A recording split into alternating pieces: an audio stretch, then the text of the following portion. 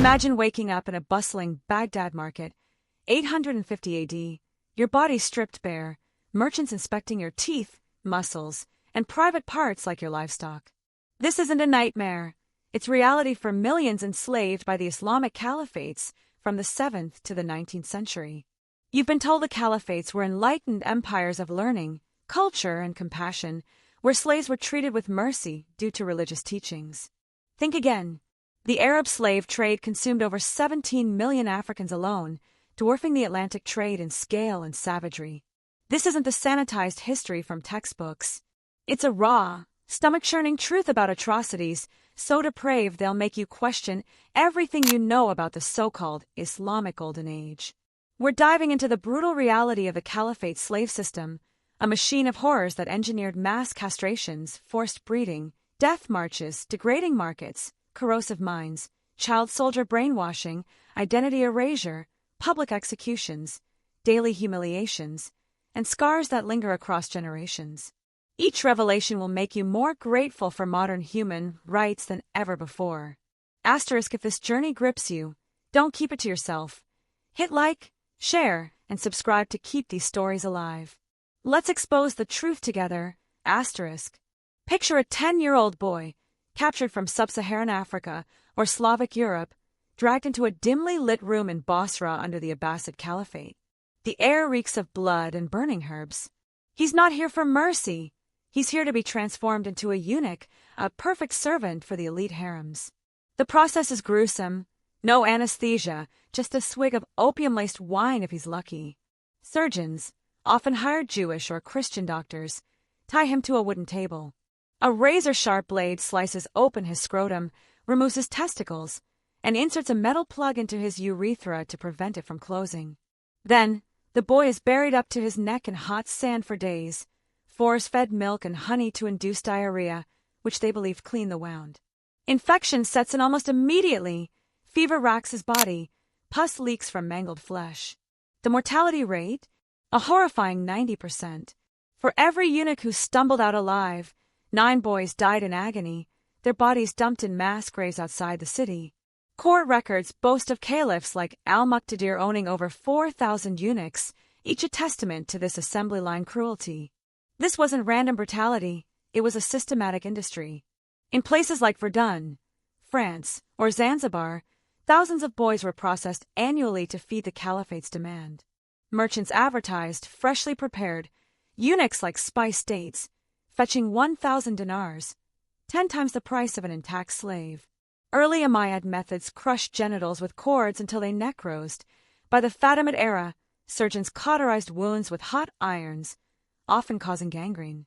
A 10th century traveler, Ibn Hakel, described piles of discarded genitals rotting outside castration centers. Survivors were indoctrinated to believe their mutilation was a divine blessing, some forced to castrate others, perpetuating the cycle. Eunuchs weren't just harem guards. They rose as administrators and generals, their lack of heirs ensuring loyalty. Archaeological digs in Sudan and Ethiopia reveal mass graves of young males with pelvic damage, silent proof of this horror scale. If this shocks you, like and share to spread awareness of these forgotten victims. Now imagine a woman, kidnapped from Ireland or Ethiopia, entering the opulent yet sinister harems of the Umayyads, Abbasids, or Ottomans. Forget romantic tales of silk cushions. These were human farms disguised as palaces. Caliphs like al-Mutawakkil owned over 4,000 concubines, each a prisoner bought at markets or captured in raids. Stripped, bathed, and examined by eunuch overseers, these women were fattened on dates and honey to enhance fertility. Physicians tracked their menstrual cycles, using herbal concoctions to induce ovulation. Refusal to comply meant the whip, sale to a harsher master, or execution. Pregnant concubines were isolated, their diets controlled to produce healthy offspring, males for soldiers or administrators, females for more harems. Islamic law allowed unlimited concubines, but the human cost was devastating. Many women, some as young as 12, suffered repeated miscarriages or died from constant pregnancies. In the Ottoman Topkapi Palace, harems held up to 1,200 women, some subjected to selective breeding for ideal mixed-race slaves. The psychological toll was relentless. Women were renamed generically Pearl, Rose, their identities erased. They competed in beauty and fertility contests, pitted against each other for scraps of favor. Escape attempts led to branding, amputation, or being thrown to wild animals. Some, like Shah Jar Elder, rose to power, but only through surviving unimaginable abuse. Ibn Battuta described harems as prisons of silk, where women plotted suicides to escape. The scale was immense. Ottoman breeding programs produced janissary troops, while Abbasid courts used slave-born children to bolster armies. Religious hypocrisy justified it all, with scholars like Ibn Sina writing treatises on optimizing fertility, ignoring the trauma of forced breeding. This is a story of resilience against horror. Share it to honor these women, and subscribe for more. Now, picture the Trans-Saharan death marches, the backbone of the Caliphate's slave economy. From the 7th century onward, 9 to 14 million Africans were herded across the Sahara, from Timbuktu to Tripoli, in chains. Mortality rates hit 50 to 80%, far deadlier than the Atlantic Middle Passage. Captives from kingdoms like Ghana or Mali were yoked in wooden collars or iron chains, forming human trains that snaked 2,000 miles through blistering sands. They received a handful of millet and a few sips of water daily. Falling behind meant a whip or abandonment to die. The Sahara's extremes, 130 degrees Fahrenheit days, freezing nights, caused heatstroke, hypothermia, and infections. Pregnant women miscarried. Children were killed to save resources. Traders calculated acceptable losses, knowing 2 or 3 died for every slave who reached the market. Oases were death traps, with guards hoarding water, leading to stampedes. Arab geographer Al-Idrisi described routes as roads of death, with vultures circling overhead. Water shortages turned tongues black, eyes sunken, skin leathery. Dehydration drove men mad, running into dunes to die alone. Archaeological digs along routes like the Darb al-Arboin uncover mass graves, bones linked by chains, forming a white road of bones. The trade funded mosques and armies, with merchants like the Karimi Guild in Cairo ensuring human cargo like modern actuaries. Religious justifications twisted Islam's anti-slavery leanings, framing marches as civilizing journeys. Women faced rape, their pregnancies seen as bonuses. This system persisted into the 19th century, only ending under European pressure. If this moves you, hit like and share to keep their memory alive.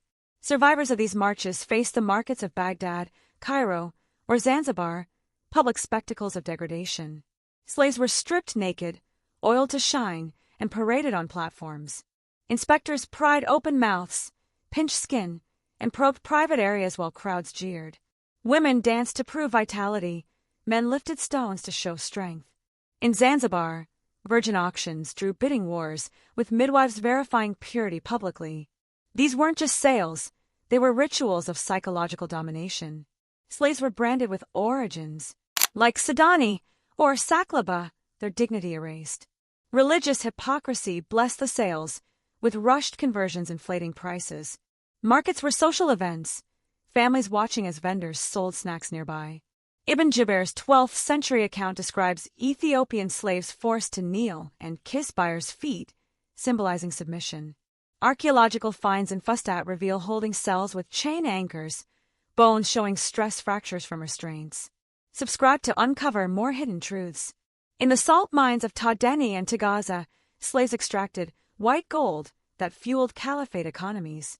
Underground, in humid, saline labyrinths, they hacked at crystalline walls, their skin dissolving in corrosive air. Salt dust scarred lungs, causing blood-filled coughs. Dehydration turned tongues black. Tunnels collapsed, burying dozens. Brine pools burned flesh to the bone. Most lasted 6 months to 2 years, their bodies dumped in pits, preserved by sand. Quotas demanded hundreds of pounds of salt daily, carried on broken backs. Failure meant floggings with salt-encrusted whips. Women faced sexual exploitation, their children born into the mines. Imams preached submission, ignoring Islam's calls for mercy. Archaeological finds reveal bones etched with salt erosion, tools clutched in skeletal hands. Salt traded equal to gold, but slave lives were cheaper than tools. Like and share to honor these forgotten souls. The Devshirme system turned kidnapped boys into fanatical warriors like janissaries or mamluks. Christian boys from the Balkans or African youths were torn from families, renamed, and forcibly converted. In training camps, they endured beatings, starvation, and indoctrination, memorizing Quranic verses justifying jihad. Boys as young as 12 executed prisoners to prove loyalty, often killing their own kin. Trauma bonding, alternating cruelty with kindness, created Stockholm-like loyalty. Janissaries, peaking at 200,000 under Suleiman the Magnificent, fought with berserker zeal, slaughtering their former communities. Ottoman records boast of civilizing barbarians, but survivors' accounts reveal nightmares of lost identity. Archaeological evidence from Turkish barracks shows punishment cells and bones with stress fractures. This is history's dark truth. Subscribe to learn more. The ultimate horror was the systematic erasure of identities. Captives were forcibly converted, their names replaced with Arabic ones, their languages and customs forbidden. In mosque courtyards, mullahs performed mass conversions under threat of death. A Christian named Ivan became Ibrahim. A woman called Aisha had her heritage stripped. Slaves memorized Quranic verses emphasizing obedience, beaten for speaking native tongues. Children were raised in state orphanages, their pasts erased through repetition.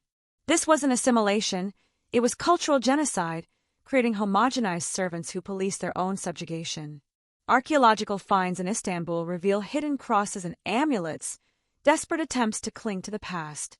Estimates suggest 70 to 80% of slaves were forcibly converted, their identities dissolved like ink in water. Share this to keep their stories alive. Rebellious slaves faced barbaric public executions, flayings, impalements, and crucifixions designed to terrorize. The Zanj Rebellion, 869 to 883, saw rebels flayed alive, their skins hung as warnings. Impalements drove stakes through bodies, angled to prolong agony for days. Women faced genital mutilation before execution. Crowds were forced to watch, ensuring generational fear. Fatwas justified these tortures as repentance, with imams preaching divine justice. Execution sites in Iraq and Turkey reveal bones with saw marks and nail holes. These spectacles suppressed revolts, turning slaves' bodies into propaganda. Like to stand against such horrors? Daily life was a grind of micro-tortures. Slaves wore rags or worked naked, their bodies branded with ownership marks. Meager rations, stale bread, watery gruel kept them malnourished. Surveillance by unit guards created paranoia, familial bonds were shattered, children snatched at weaning. Sexual violations were routine, with masters claiming rights over female slaves. Psychological games dangled false promises of freedom, breeding despair. Archaeological finds in Medina show cramped cells with restraint hooks, pottery etched with forbidden prayers. This slow erosion made rebellion unthinkable, turning slaves into hollow shells. Subscribe to honor their endurance. The final horror is the intergenerational trauma. The Caliphate's slave trade shaped societies, leaving descendants grappling with lost ancestries. DNA studies show Middle Eastern admixture in sub-Saharan populations, evidence of forced unions. Economic systems built on slavery funded mosques and armies, while cultural erasure stripped entire communities of their heritage. Modern human rights, anti-trafficking laws, labor protections, cultural preservation stand as hard-won miracles against this legacy. We've come far, but the scars remain. Like, share, and subscribe to keep this history alive and fight for a world where such horrors are unthinkable.